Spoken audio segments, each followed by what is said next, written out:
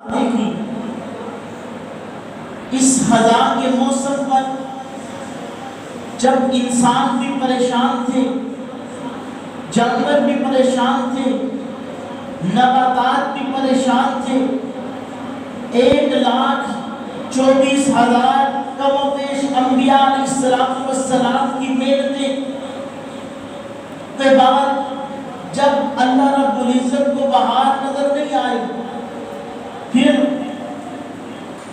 کائنات کے رب کو اس خزاں پر رحم آیا تو پھر بہار اتارنے کے لیے بہار والے نبی، بہار مصطفیٰ صلی اللہ علیہ وسلم کا انتخاب جو کیا وہ بھی ربیع الاول کے اندر کیا، تاکہ لوگوں کو یہ پیغام ملے کہ یہ نبی رحمت والا نبی ہے، یہ نبی رحمت للعالمین ہے، یہ نبی وہ نبی ہے جو آمنہ کا در یتیم ہے، عبداللہ کا لخت جگر ہے، صدیق اکبر کا یار ہے، بلال کا غمخوار ہے، یہ وہ نبی ہے جو اندھیروں سے نکال کر روشنی کی طرف لے کر آئے گا، یہ وہ نبی ہے جو پریشانیوں سے نکال کر، تنگدستیوں سے نکال کر اجالوں کی طرف، وسعتوں کی طرف لے کر آئے گا،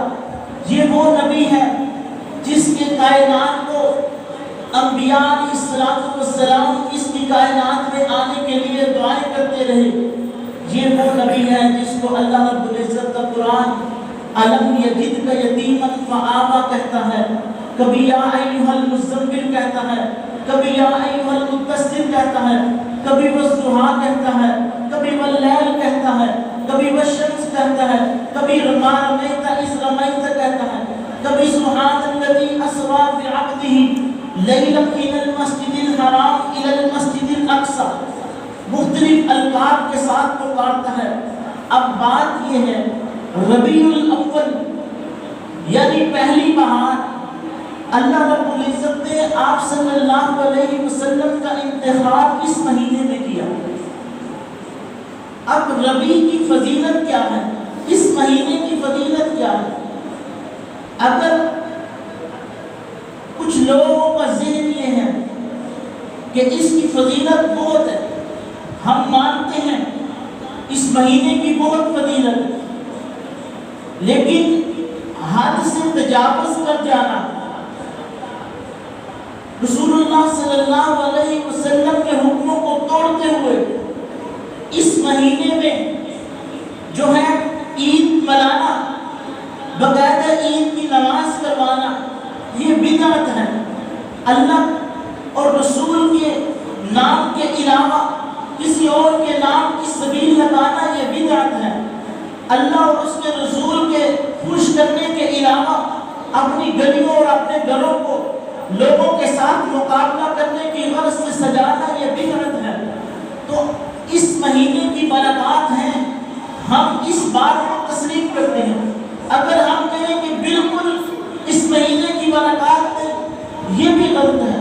اگر ہم کہیں بہت زیادہ ہے، اللہ رب العزت قرآن کریم کے اندر فرماتے ہیں شہر رمضان الذی انزل فیہ القرآن، ہم نے رمضان کو عظمت اس لیے عطا کی کہ اس مہینے کے اندر ہم نے قرآن کو اتارا،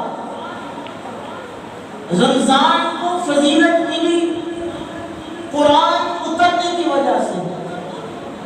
اگر ہم کہیں کہ ربیع الاول کی فضیلت نہیں، قرآن کی فضیلت تو ہے لیکن قرآن والے کی فضیلت نہیں، یہ تو کھلی بات میں اعتراض ہے۔ اب ایک طرف قرآن کی عظمت ہے، جس کی شان میں قرآن اترا اس کی کوئی عظمت نہیں، یہ بات کھلے اعتراض میں نظر آتی ہے، اس میں کھلا جو اختلاف نظر آتا ہے۔ میں یہ کہتا ہوں کہ ربیع الاول کو، رمضان کو پہلے فضیلت ملی، کیوں؟ شہر رمضان الذی انزل فیہ القرآن، رمضان کو فضیلت ملی اس وجہ سے کہ اس مہینے میں قرآن اترا ہے، اور ربیع الاول کو فضیلت ملی اس وجہ سے کہ اس مہینے میں قرآن والا آیا ہے۔ قرآن والے کا مبعوث ولادت باسعادت ہوئی ہے، اور امام الانبیاء حبیب رب العالمین دو جہانوں کے سردار مسلم شریف میں فرماتے ہیں، آپ صلی اللہ علیہ وسلم نے فرمایا 4 نعمتیں اللہ رب العزت نے مجھے ربیع الاول میں عطا کی۔ سب سے پہلے کہ آپ صلی اللہ علیہ وسلم کی ولادت باسعادت ربیع الاول میں ہوئی۔ مشہور قول کے مطابق اور بعض فقہاء اور علماء کے مطابق 12 ربیع الاول دن سمار کا، دن پیر کا۔ پھر دوسرا قول، رسول اللہ صلی اللہ علیہ وسلم نے فرمایا اس مہینے میں اللہ رب العزت نے ہجرت کرنے کا حکم دیا۔ جو اللہ رب العزت نے ہجرت کا حکم دیا اپنے محبوب کو، وہ بھی یہ اسی مہینے کا انتخاب فرمایا۔ پھر تیسری نعمت اللہ رب العزت نے جو عطا فرمائی، آپ کو جو نبوت ملی 40 سال کی عمر میں، اس مہینے کا جو انتخاب کیا وہ بھی ربیع الاول کا مہینہ۔ اور چوتھی یہ بات کہ آپ صلی اللہ علیہ وسلم کا وصال بھی اسی مہینے میں ہوا۔ اب ربیع الاول یہ اہمیت کے قابل ہے، عظمت والا مہینہ ہے، برکت والا مہینہ ہے، بہار والا مہینہ ہے، لیکن ان لوگوں کے لیے جو اپنے دل کو رسول اللہ صلی اللہ علیہ وسلم کی سنتوں، اپنے بڑوں اور خاندانوں اور قبیلوں اور محلوں کو آپ صلی اللہ علیہ وسلم کی سنتوں سے معطر کرنا چاہتے ہیں، ان لوگوں کے لیے نہیں کہ جو صرف دعویٰ کرتے ہیں کہ ہم آپ صلی اللہ علیہ وسلم سے محبت کرتے ہیں۔ اب محبت کی 2 قسمیں ہیں۔ ایک محبت وہ ہے، ایک کا نام محبت کی 2 قسمیں ہیں۔ پہلے محبت کی تعریف سمجھیے۔ محبت کہتے ہیں کہ اپنی الفت، اپنی جان سے اگلے کا کھچاؤ اپنی طرف ہو، یعنی اس کی طرف جب کھچاؤ ہو، عربی میں اس کو حب کہتے ہیں۔ تو محبت لفظ ہے کھچاؤ کا، یعنی انسان الفت سے بھی، پیار سے بھی، بعض اوقات اس کی کچھ ایسے کمالات ہوتے ہیں، ایسے ہنر اللہ رب العزت اس کے اندر پیدا کر دیتے ہیں کہ بندے کی محبت اس کے ساتھ ہوتی ہے۔ بعض اوقات یہ محبت اللہ رب العزت کا انعام ہوتا ہے، بعض اوقات علم کی وجہ سے محبت ہوتی ہے، بعض اوقات یہ محبت کسی عہدے کی وجہ سے ہوتی ہے، بعض اوقات مال کی وجہ سے ہوتی ہے، اور بعض اوقات یہ حسن کی وجہ سے ہوتی ہے۔ اب سرکار دو عالم صلی اللہ علیہ وسلم ان سب کا مجموعہ تھی۔ علامہ طیب رحمت اللہ علیہ فرماتے ہیں کہ اللہ رب العزت نے جمال کو جب بنایا تو سارا کا سارا جمال جو تھا، جمال جو تھا وہ سارا اکٹھا کر کے اپنے محبوب علیہ السلام کی سیرت میں عطا کر دیا۔ اب سیرت کیا ہے، عظمت کیا ہے؟ ہم جب پیدا ہوتے ہیں، پیدا ہونے کے بعد ہماری ہسٹری شروع ہوتی ہے، تاریخ شروع ہوتی ہے، عظمت شروع ہوتی ہے، لیکن پیدا ہونے کے بعد موت تک یہ ہماری تاریخ ہے۔ لیکن کوئی یہ نہیں کہہ سکتا کہ یہ بندہ پیدا ہوا ہے، یہ بچہ پیدا ہوا ہے، پیدا ہونے کے بعد یہ ڈاکٹر بنے گا، پیدا ہونے کے بعد یہ انجینئر بنے گا، پیدا ہونے کے بعد دین کا عالم بنے گا، پیدا ہونے کے بعد یہ خوش قسمت ہوگا، یہ بچہ بدبخت ہوگا، کوئی بندہ نہیں کہہ سکتا۔ اب تاریخ سے پہلے، سب سے پہلے جنہوں نے تعریف کی وہ سیدنا حضرت آدم علیہ السلام کی ذات تھی۔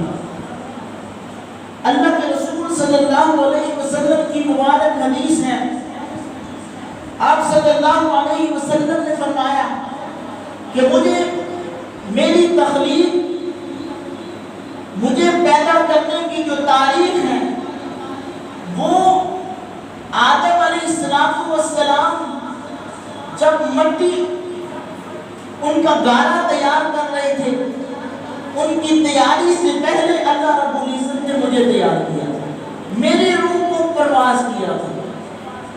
تو حضرت آدم علیہ السلام سب سے پہلے پیغمبر، سب سے پہلے نبی، پیدا ہونے سے پہلے بھی آپ کی عظمت، پیدا ہونے کے بعد بھی آپ کی عظمت، اور پیدا ہونے کے بعد قیامت تک آپ کی عظمت رہے گی۔ وہ اس وجہ سے اللہ کا قرآن کہتے ہیں وَرَفَعْنَا لَكَ ذِكْرَكَ، میرے محبوب ہم نے آپ کے ذکر کو بلند کیا ہے۔ جب رب العالمین کہے کہ میں تیرے ذکر کو بلند کرنے والا ہوں، میں تجھے عزتیں دینے والا ہوں، پھر کوئی بھی دنیا کی طاقت مل کے اس کو رسوا نہیں کر سکتی۔ تو یہ تو محبوب رب العالمین تھے۔ اب آپ صلی اللہ علیہ وسلم کی عظمت ولادت سے پہلے بھی تھی، وہ کس طرح سب سے پہلے نبی، ہزاروں سال پہلے جب حضرت آدم ہمارے ابا جناب آدم پہلے انسان، پہلے نبی، پہلے رسول تھے، جب غلطی ہوئی اللہ رب العزت نے کہا ہر چیز کو کھانا جناب آدم، لیکن اس درخت کے پاس نہ جانا، ایک درخت کو روکا، لیکن انسان سے غلطی ہوئی، ملان ہوا، اسی درخت کا پھل اتارا اور کھا لیا۔ کھا کے تو دیکھو اس میں ہے کیا، دو جہانوں کا سردار جنت کی ہر نعمت دے رہا ہے، تو لیکن اس کو کھانے سے منع کر رہا ہے، کیا اس میں ہے کیا؟ جناب آدم کے پھل اتارا، کھا لیا، جب پھل کو کھایا اللہ رب العزت ناراض ہو گئے۔ اللہ اتنے ناراض ہوئے کہ اللہ رب العزت نے جنت سے جناب آدم کو نکال کر اس دھرتی، اس زمین پہ اتار دیا۔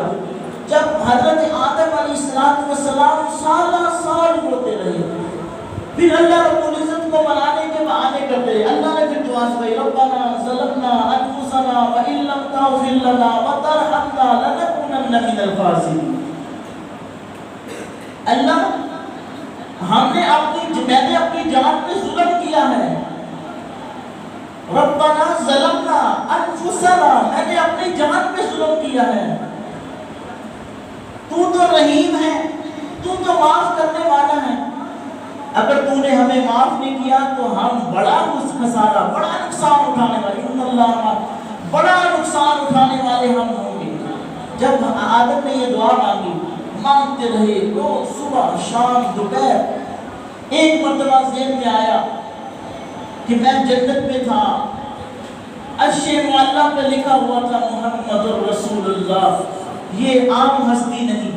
ایک مرتبہ ہاتھ اٹھائے، کہا یا رب کائنات، میں دو جہانوں کے سردار وہ محمد کا واسطہ دیتا ہوں جس کا نام میں نے جنت میں دیکھا، عرش معلیٰ پہ دیکھا، کرسی پہ دیکھا، جنت کے پتوں پہ دیکھا، اس محمد کا واسطہ دیتا ہوں، مجھے معاف کر دے۔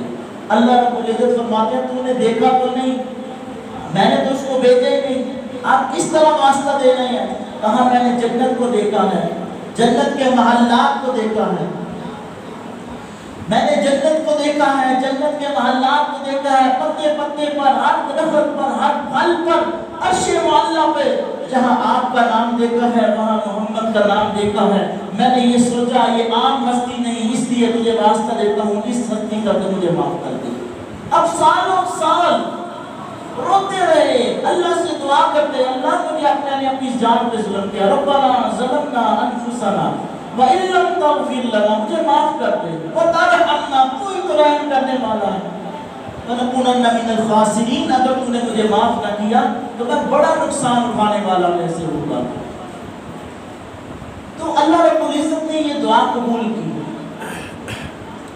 تو اللہ کے رسول صلی اللہ علیہ وسلم کی ولادت ہزاروں سال بعد میں ہوئی، لیکن ہزاروں سال پہلے آپ صلی اللہ علیہ وسلم کا تذکرہ زندہ تھا اور قیامت تک زندہ رہے گا۔ حضرت موسیٰ علیہ السلام اللہ سے ہم کلام ہوا کرتے تھے۔ اللہ سے کہا اللہ جی آخری نبی جو آئے گی وہ آپ کے لاڈلے ہوں گے، محبوب رب العالمین ہوں گے، آپ ان کو معراج کروائیں گے آسمانوں پر۔ سبحان الذی اسریٰ بعبدہ لیلا من المسجد الحرام الی المسجد الاقصی الذی بارکنا حولہ۔ پھر کیا ہوگا؟ ہم کلام ہوں گے، ان سے باتیں کریں گے، آپ مجھے بھی معراج کروائیے۔ اللہ رب العزت نے کہا اے موسیٰ تو فلاں پتھر پہ، طور کے اوپر ایک پتھر ہے، پتھر پہ بیٹھ جا، اللہ کا نام لے، تم باذن اللہ اللہ کے نام سے اٹھ، اس پتھر کو کیا ہے وہ پتھر اٹھنا شروع ہو جائے گا۔ جناب موسیٰ نے کہا اسی طرح کہا پتھر پہ بیٹھ، تم باذن اللہ اللہ کے حکم سے کھڑا ہو جا، اٹھنا شروع ہو جا، وہ پتھر کھڑا ہونا شروع ہو گیا۔ تھوڑا سا اوپر گئے، دیکھا دو آدمی نیچے جگڑ رہے ہیں۔ جناب موسیٰ نے جب دیکھا اللہ سے دعا کری اللہ یہ دیکھ تیری نافرمانی کر رہے ہیں، تیری زمین کو ناباد کر رہے ہیں، ان کو ہلاک کر دیا۔ اللہ نے ہلاک کر دیا۔ تھوڑا سا اوپر گئے، ایک بندہ اپنے بوڑھے ماں باپ پہ ظلم کر رہا تھا۔ اللہ نے پھر موسیٰ نے ہاتھ اٹھایا، دیکھ بوڑھے ماں باپ ہیں جو ظلم کر رہے ہیں، اس کو بھی تباہ و برباد کر دیا۔ اللہ نے اسی وقت موت کے فرشتے کو بھیج کر اس کی روح کو قبض کر لیا۔ تھوڑا سا اور اوپر گئے، جب تھوڑا سا اور اوپر گئے تو ایک آدمی بے ایمانی کر رہا تھا کاروبار میں، اپنی دکان میں، اپنی تجارت میں، اور جس کے ساتھ وہ بے ایمانی کر رہا تھا وہ مزدور آدمی تھا، کمزور آدمی تھا۔ پھر حضرت موسیٰ نے ہاتھ اٹھائے، جب حضرت موسیٰ نے ہاتھ اٹھائے وہ جلیل القدر انبیاء علیہ السلام میں نام آتا ہے ان کا، اللہ کی نافرمانی ناپسند کرتے تھے، اس لیے کہا اللہ تیری زمین کو ناباد کر رہے ہیں، اس کو بھی ہلاک کر دیں۔ اللہ نے فرمایا موسیٰ تو جو ہے نا تو معراج نہیں کر سکتا، وہ اس وجہ سے اس لیے تو معراج نہیں کر سکتا، آخری نبی کو ہم جو معراج عطا فرمائیں گے جناب جبریل علیہ السلام کے کندھوں پہ سوار ہو کے اڑیں گے، وہ نیچے گناہ کرتے ہوئے اپنی امتیوں کو دیکھیں گے، چوری کرتے ہوئے دیکھیں گے، کہیں گے اللہم اغفر لی امتی امتی، وہ ڈاکہ ڈالتے ہوئے دیکھیں گے، کہیں گے اللہم اغفر لی امتی امتی، وہ ظلم کرتے ہوئے دیکھیں گے، کہیں گے اللہم اغفر لی امتی امتی، وہ نافرمانیاں کرتے ہوئے دیکھیں گے، کہیں گے اللہم اغفر لی امتی امتی، وہ ہاتھ اٹھاتے اٹھاتے عرش معلیٰ تک پہنچ جائیں گے اور آخری دم تک قبر کی آغوش تک وہ یہی دعا کرتے رہیں گے اللہم اغفر لی امتی امتی۔ آپ صلی اللہ علیہ وسلم کی یہ کرامت تھی، یہ آپ صلی اللہ علیہ وسلم کا معجزہ تھا۔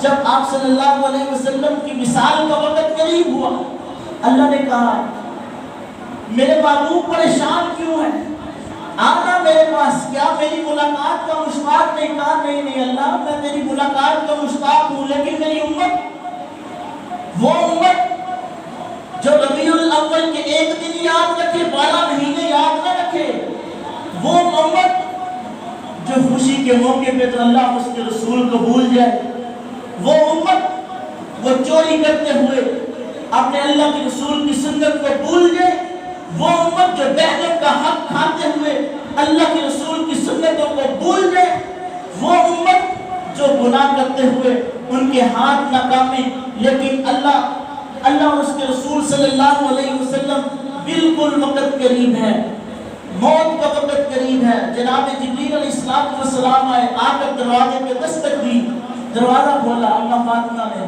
اور کوئی نہیں، کیوں؟ اللہ کے رسول صلی اللہ علیہ وسلم اسرائیل کو دیکھ رہے تھے، لیکن حضرت فاطمہ نہیں دیکھ رہی تھی، آنکھ نبی والی تھی، نبوت والی آنکھ تھی۔ پھر وہ نبی امام الانبیاء، کہا دروازہ کھلا میں نے، کہا یا رسول اللہ کوئی نہیں، کہا مجھے نظر آ رہا ہے کون ہے، بات بھیجا، جناب اسرائیل کے درمیان بات ہوئی، کہا جاؤ اللہ کے پاس بتاؤ میری امت کا میرے بعد کیا بنے گا۔ اللہ رب العزت فرماتے ہیں میں تیری امت کو، آدھی امت کو معاف کر دوں گا، کہا نہیں نہیں آدھی امت کو معاف نہیں کروں گا، آدھی امت کو نہیں، یا رسول اللہ صلی اللہ علیہ وسلم پھر دوبارہ آئے، پھر آ کر کہا آدھی امت کو معاف کر دیں یا حق کی شفاعت لے لے، یعنی شفاعت معاف کروانے کا حق لے لے۔